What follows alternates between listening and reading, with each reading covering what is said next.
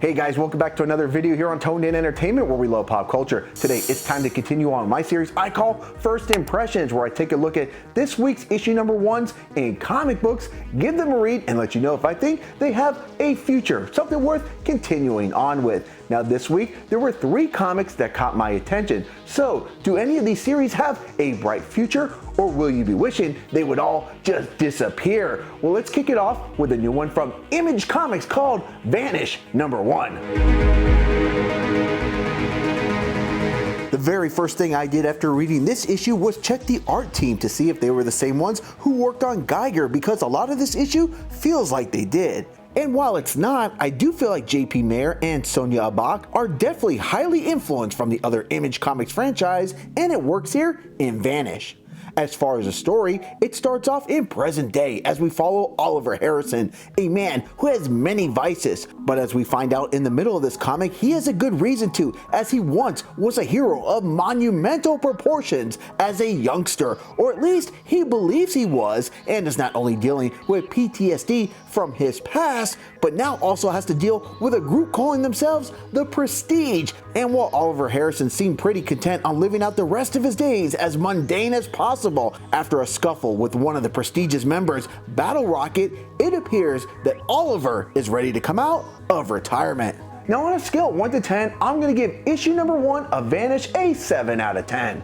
Now there's definitely some good stuff here, but also I felt like the middle of this issue not only drags a little, but it's too heavy on some of the dialogue for my taste. Now while Vanish issue 1 is good, it's just nothing that really whetted my appetite for issue number 2.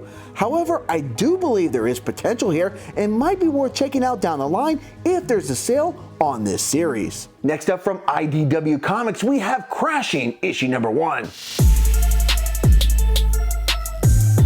Doctors like Rose Osler take an oath to help the sick and injured no matter what the circumstances might be. However, when you work at this particular hospital, there are rules. And the main one seems to be if a patient has powers, you're not to assist them, and if you do, well, there's going to be consequences. The story here is by Matthew Klein, and not only is it a compelling one, but he's somehow able to throw one situation after another without it feeling overwhelming. Now, not only is the story engaging, but so is the main character, Dr. Osler, who had quite the uphill battle growing up. Now, while it seems to be that she has turned her life around, by the end of this issue, we do learn that she has a debt that hasn't been fully repaid. Now, Crashing issue number 1 is a prime example of why I started up First Impressions in the first place. This is a book that I probably would have skipped on. Actually, this was the lowest one on my radar. But guys, after reading this issue, this book definitely has an awesome future. There's lots of great possibilities moving forward. So my final score for Crashing issue number 1 is going to be a 9 out of 10. While the art style by Morgan Beam and colors by Triona Farrell might not wow you at first, their creative vision definitely works for the crazy story that Matthew Klein is telling. And finally, from Marvel, we have X-Terminators issue number 1. Now going into this, I felt like this series would either be I would love it or I would hate it. Issue number 1 focuses on Boom Boom, Dazzler, and the real reason this book sparked my interest, Jubilee, as she's always been one of my favorite X-Men characters. The story by Lee Williams starts off with a simple enough premise. Dazzler has just broke up with her boyfriend and is in need of a ladies' night out. After pounding a few drinks at a dive bar, Boom Boom, Dazzler, and Jubilee begin to feel not like themselves. And no, it's not because they had one too many tequila shots, but that the drinks they had were tainted with. From here, we'll see each of these 3 ladies in peril that include ghouls and vampires that have found a way to counter light. And when this issue comes to its crashing conclusion, the obstacle that stands in front of them is going to be anything but a walk in the park. Now on a scale of 1 to 10, I'm going to give issue number 1 of X-Terminators an 8 out of 10.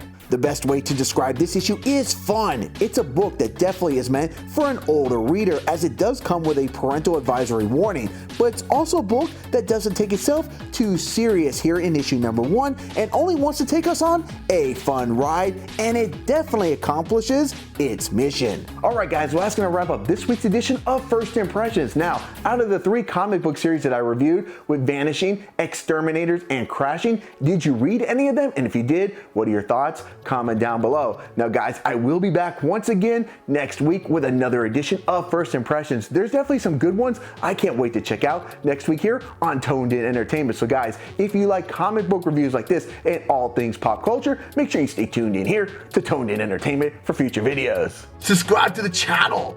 Do it. Go now. Do it now.